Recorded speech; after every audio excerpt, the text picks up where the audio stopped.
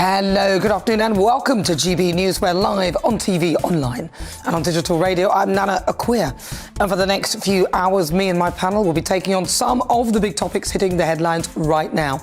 This show is all about opinion. It's mine, it's theirs, and of course it's yours. We'll be debating, discussing, and at times we will disagree, but no one will be cancelled.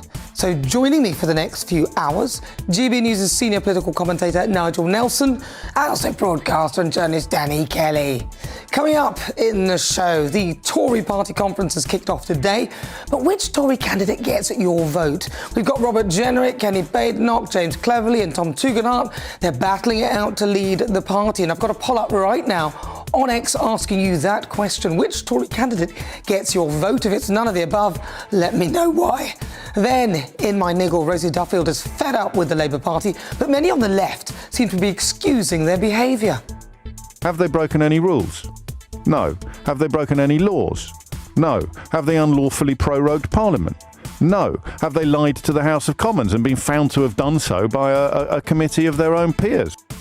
But James O'Brien on LBC, although he's already starting to eat his words and backtrack as Ali Gate starts to unravel. Could all of this signal the beginning of the end for Sir Keir Starmer? Then, in the interview, Andrew Eborn joins me to shed some light on his colourful career. Who is the real Andrew Eborn?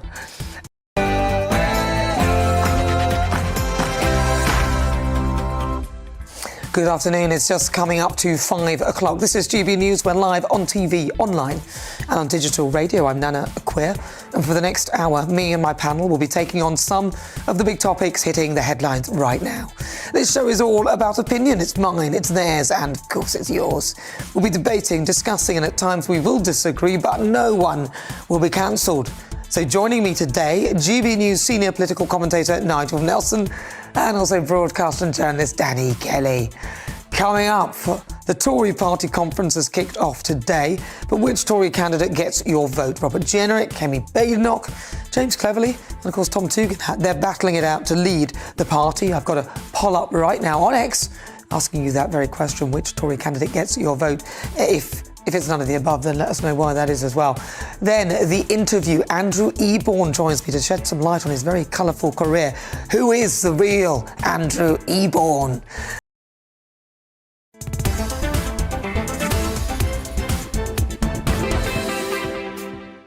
Good afternoon, 22 minutes after 5 o'clock. I'm Nana Akua. I clashed with the sofa. I've just realised we're live on TV, online and on digital radio, and it's now time for this week's interview. Andrew Eborn, who is he? He's a multifaceted professional serving as an international lawyer and a business strategist, a broadcaster and a futurist, whatever that means. What does that mean? He's widely recognised for his expertise in intellectual property, media and technology, helping businesses navigate the challenges of changing markets and maximising their potential. Andrew is also a prominent social and political commentator, contributing to major platforms like the BBC, Sky, CNN, and of course here at GB News. As well as a media presenter, Andrew leads various shows and podcasts such as The Muckrakers on TNT Radio. Have you heard of that?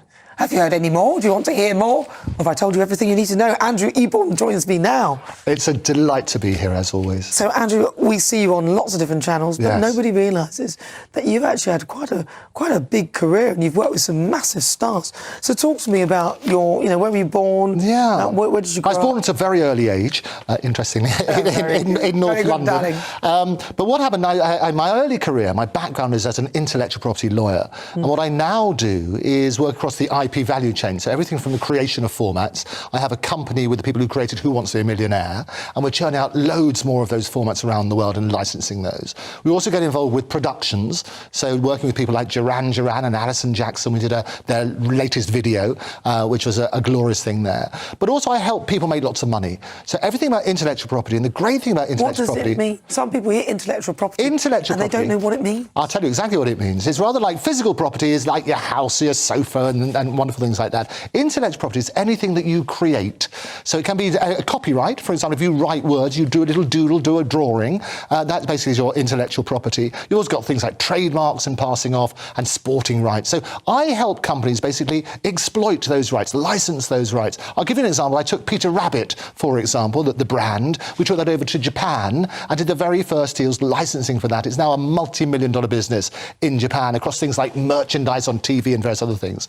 I also work things like sporting rights. So with Formula One, I again negotiated the rights for Japan and also did the very first merchandising deals and also things like computer game rights, which weren't being exploited. So I helped negotiate the deal with Bernie Ecclestone, as it then was. Wow. And what happened is they weren't being exploited. Nobody, but there was a big thing in Japan about people playing these games, and there were all sorts of pirate games on the market, like Ayrton Henna, as opposed to doing the proper names. Exactly. So we tidied up the whole market, and the television company at that stage, called Fuji Television, basically said, look, we understand Japan. Could you help us exploit the rest of the world? So I then became their agent for selling those rights around the world. Gosh, crikey. So you've done quite a bit. A lot of people won't know that. But let's take it back to where were you born? I was born in North London. North London. North London in Barnet. 89 Station Road. The blue plaque is there already. Is it? Yeah.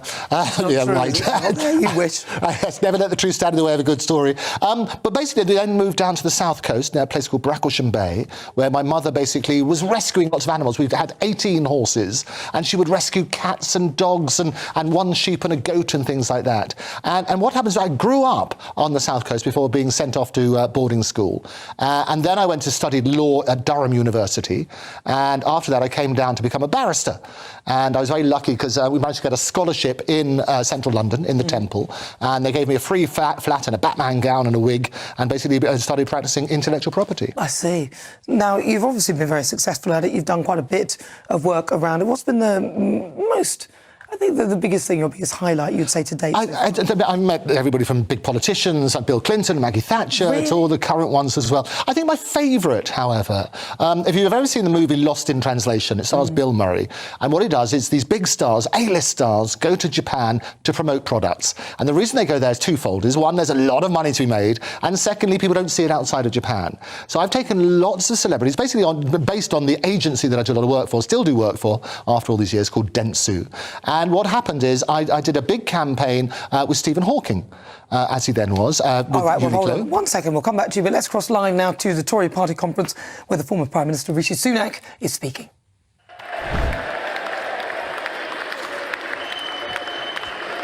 There he is.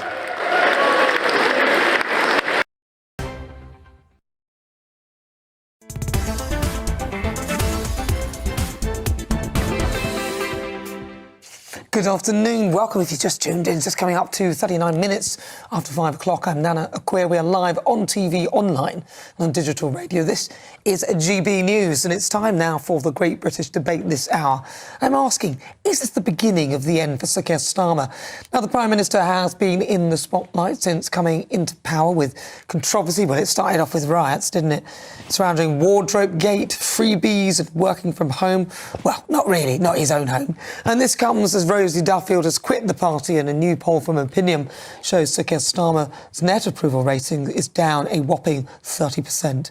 So for the Great British Debate this hour, I'm asking, is this the beginning of the end for Sir Keir Starmer? Well, joining me to discuss my panel, political commentator Nigel Nelson, broadcaster and journalist Danny Kelly, and Andrew Eborn. He's still here. Can't get rid of me. Yes, with his Book of Failure. Oh, the Book of Failure, this is the one. We're going to talk about this a little bit, but this is where Sir Keir Starmer, the new chapter, this is the second edition with a foreword by Mike Reid, my good mate, but Sir Keir can appear in the third edition. We'll make that make sense.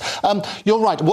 Basically, the reason I did the book was so many people talk about success, but very rarely about the failure that leads to that success. And I always say that if necessity is the mother of invention, well, failure is the father of success. But Sir Keir, what a dreadful start. Oh. I'm talking about hypocrisy. You're turning round where he criticised, you might remember Boris Johnson, all about the curtains and the wallpaper, and Carrie doesn't live here anymore, and they had this thing about interior resigns. Well, now it is. Basically, it's a two-tier Keir and his free gear is outrageous. The hypocrisy is what stinks the most. And you're looking at that sort of basis. It's now the Frocky Horror Show. That's how it all started, didn't it?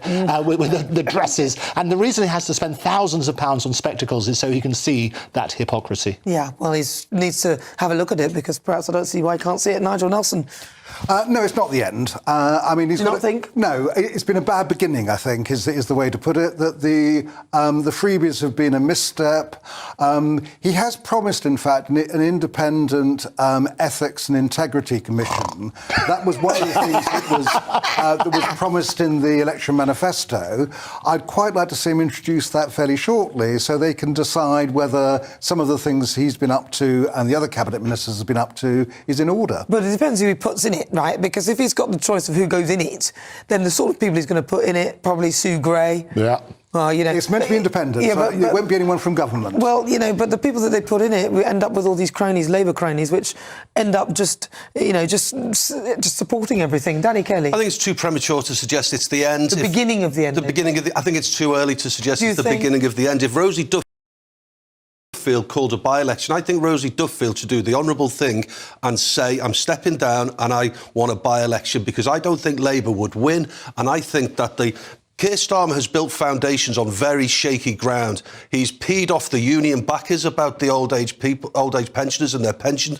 They're not happy about the winter fuel allowance. Yeah. Rosie Duffield, who overturned a massive Tory majority to give Labour their first victory in this constituency, I think she should have the courage of her conviction. If she is so principled in life, she should call a by-election. I don't think Labour would win it. Now, if Labour didn't win it and the Tories or Reform or even Rosie Duffield as an independent, I think that foundation gets even shakier. Yeah. And I still think it's too premature, but I think in 12 months, 18 months' time, unless things dramatically improve and pick up and the British people feel that there's a difference. So Rosie Duffield by-election, maybe Lord Ali could buy an election for Sir Keir Starmer. He's bought everything else. Yep. No, the reality is that trust comes in on foot but leaves on horseback. We were given all these promises during the election. People voted for them. We're not going to increase taxes, not on the ordinary working man, whatever that means. Well, we're realising that virtually anybody's not ordinary or working on that sort of premise, because they're all going to be taxed. Taking away the winter fuel allowance at the same time that you're announcing all these thousands of pounds spent on these freebies, it's abhorrent. The optics of it are absolutely appalling. Nigel Nelson. The optics are bad. No, as we keep saying, I think that they certainly are. And that's why he's absolutely right to say he won't do it anymore. He shouldn't have done it in the first place. Lessons have been learned. He shouldn't have done it in the first place, and having done it, he should have come out very quickly and announced absolutely everything. And said, right, this is what I've had. Did you see him, though, in the interview with Beth Rigby, where he didn't even seem remorseful about any of it at all? No, I think that is a real problem as well. You've gone and done that. People are freezing and bills are going up and everything's rising, and you're being told about it and asking whether you can see the optics.